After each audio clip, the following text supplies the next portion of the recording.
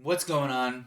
This is Jack with Jack Banks MMA, and today I'm going to be doing my first breakdown for you guys on this channel. My plan is to do entire card breakdowns moving forward, but to start, we're going to just do the main card this week of UFC 277, Peña versus Nunes 2.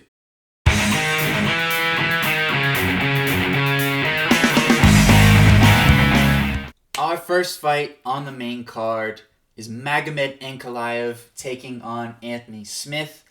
Ankalaev is coming in with a record of 17-1, and that one loss was in his UFC debut against Paul Craig, and he was triangled in the last second of the fight. So this guy, besides that one moment, has really won. He's basically undefeated, right? And then you're on the opposite side, you've got Anthony Smith, 36-16. Actually, Anthony Smith at one point in his career was 5-6. So this guy has really turned his career around.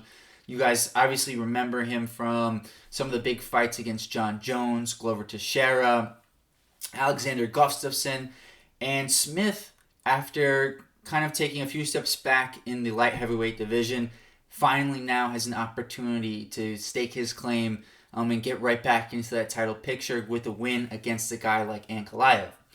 Ankalaev's on the opposite end of this fight is also looking to cement his claim at a title shot. And I believe both fighters, if they win this fight, do deserve a look at a championship fight. However, I do think that Ankalaev is the more deserving contender with his winning streak coming into this fight and his overall record. Now, how do I see this fight breaking down? You have a guy who, in Ankalaev, really has done almost anything he's wanted to in the UFC. There's the first round against Nikita Krylov, where Krylov definitely won that round, but then Ankalaev, after that, was able to easily take rounds 2 and 3. So you have that one round against Krylov and that one moment against Paul Craig, but outside of that, you have an overhand, I believe, right from Thiago Santos that did hurt Ankalaev in his last matchup, but that was it. And Ankalaev won that fight pretty easily for 4-1. Besides that one moment in round 2, the one thing that I guess people, especially in his last few fights, have given Ankalaev some slack, some bit of a hard time, I would say, is that he hasn't necessarily gone for the finish. He's been pretty content to earn his way to a decision victory, albeit in a way that is pretty decisive. He's not taking too many chances, but at the same time, why should he? He's winning these fights. He's clearly winning these fights, and it's easy as a fan sometimes to say he should be going for it more. But as a fighter, you can certainly understand why Ankalaev is content with taking the victory. On the flip side, you've got Anthony Smith, who against some of the lower level light heavyweights, has looked very good. He's most recently coming off a win against Ryan Spann that, frankly, Anthony Smith didn't have many problems with at all. And I think, I've seen a lot of interviews from Anthony Smith heading into this fight where, number one, and we'll get into this in a second, he's talking about how the odds aren't giving him any respect. And I agree with that. And he's also talking about how, Ankalaev isn't the quote-unquote boogeyman of the division, and he sees a way to get a victory in this fight. And I do agree with him. I do think the odds are a bit cooked. I do think that, the sports books had to keep running the price up on Ankalaev because people kept playing Ankalaev, right? That's how it works. They have to move the price until people are willing to play both sides, right? And I think at this price, Anthony Smith definitely has some value. From a prediction standpoint, I'm still siding with Ankalaev. I still think he gets it done, especially in a 3-round fight. I've seen some people saying, a 3-round fight might benefit Smith. I actually think if it was a 5-round fight, I would probably be picking Smith, even with all of the factors in Ankalaev's favor. I think Ankalaev's a better striker technically. He's got better wrestling. Smith may have better jiu-jitsu. And he's got maybe a little bit of reach advantage, 1-inch reach from the numbers, but the body types, maybe Anthony Smith is a little bit of a longer fighter.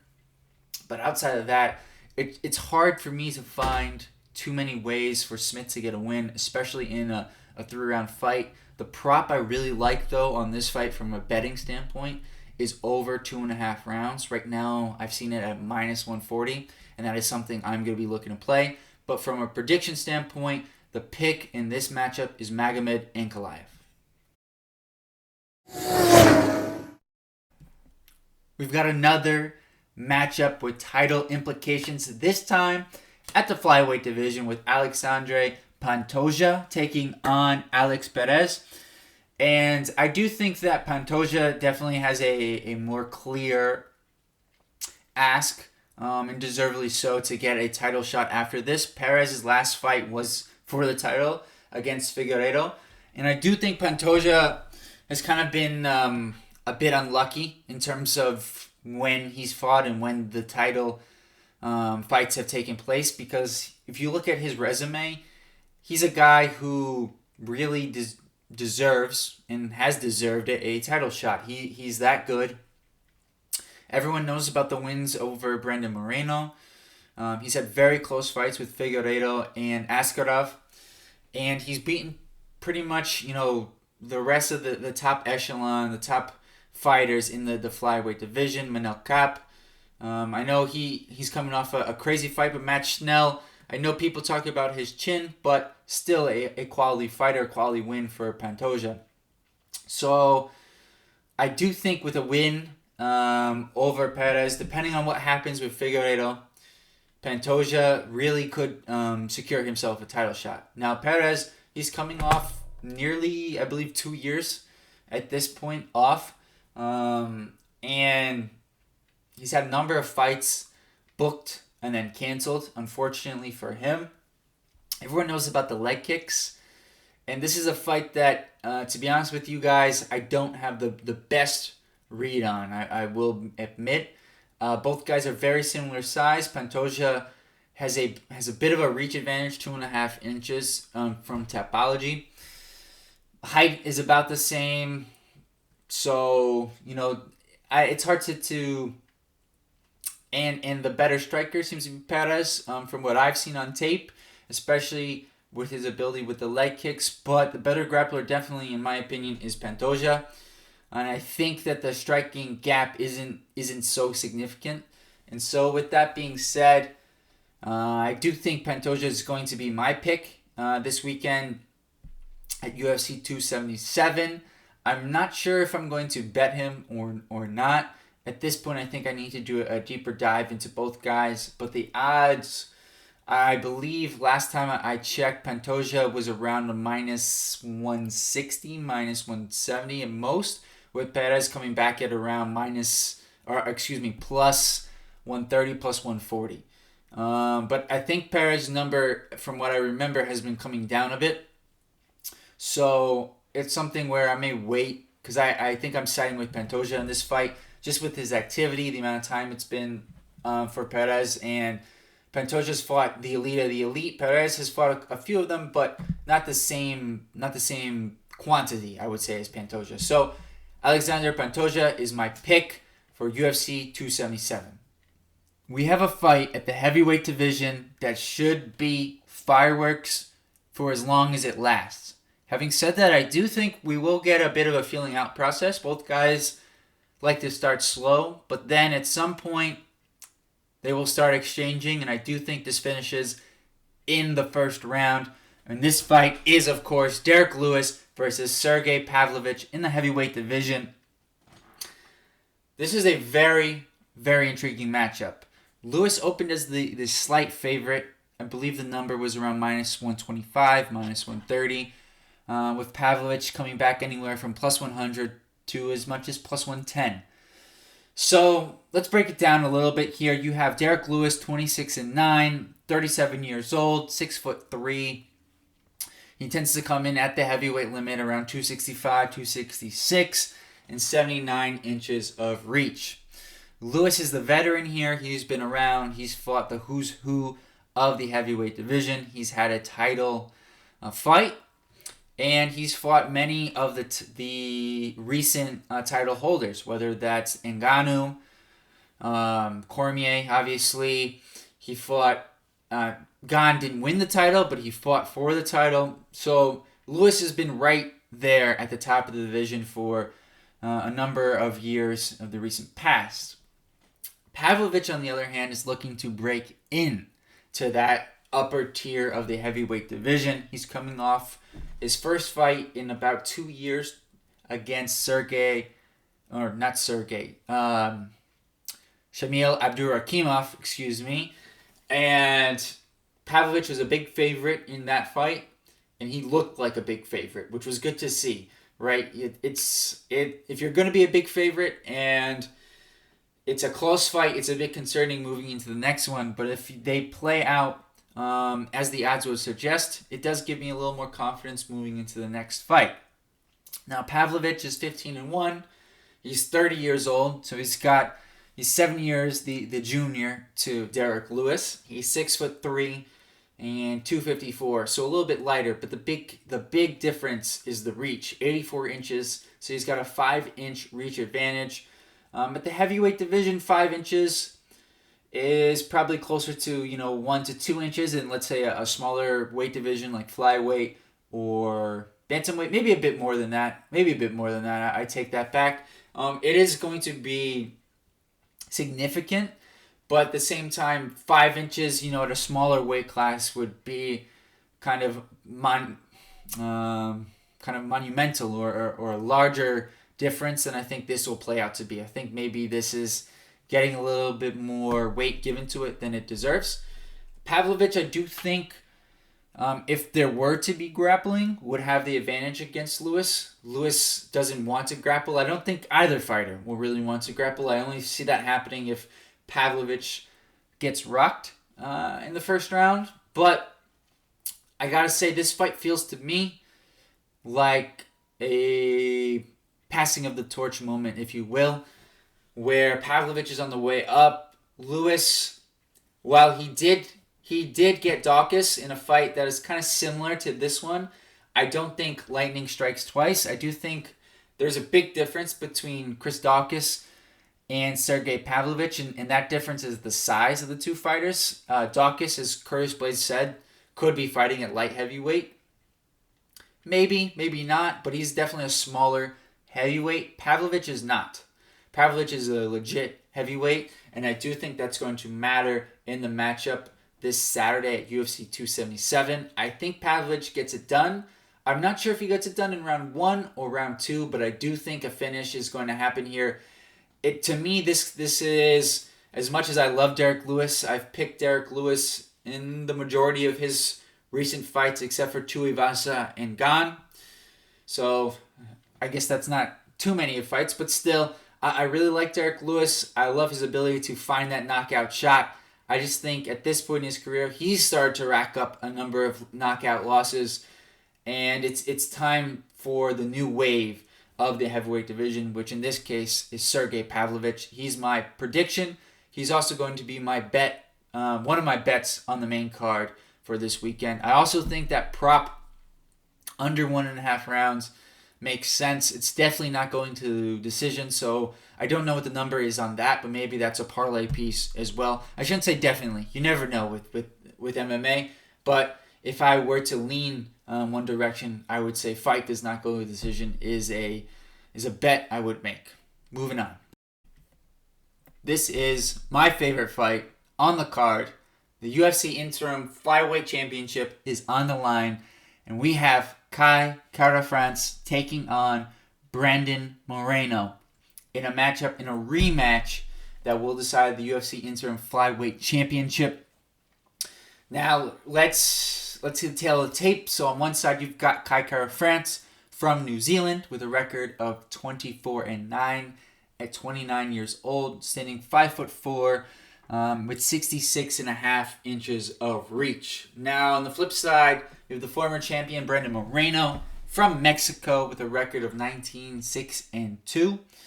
He's 28 years old, 5'7", 70 inches of reach. So Moreno has about a 3-inch height advantage and a 3.5-inch reach advantage, give or take.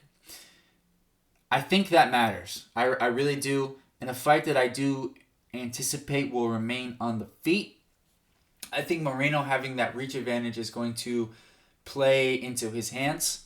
Moreno and KaraFrance, the first matchup was close in the beginning, but then as the fight went on, Moreno was able to take over, especially with his grappling in the third round. This fight is scheduled for 5 rounds, and I do think that also plays into Moreno's hands. I do think this fight will be close. KaraFrance is a different fighter than the first time they fought. He's got a lot more confidence. In a similar vein, he's got a lot more belief in himself. And that has changed the way he's fought.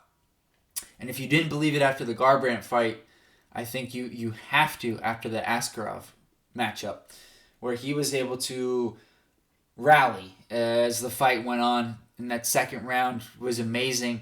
The third round, he was able to win it as well and get the last 2 to win that fight and to get himself this interim flyweight championship matchup that he was asking for. I think I see this fight playing out where KaraFrance wins round 1. I think round 2 will be close. I could see Moreno winning round 2. And I think as the fight wears on, I see Moreno winning 3 and 4. And then 5, I think, will be close. I don't see a finish in this fight. I think Moreno in his matchups against Figueiredo has proven he's got a hell of a chin. Although that's always one of those things where the reason we know Moreno has a great chin is because we've seen it tested so many times. And with that being said, this could be the fight where maybe it doesn't hold up as well, although I don't think it will happen.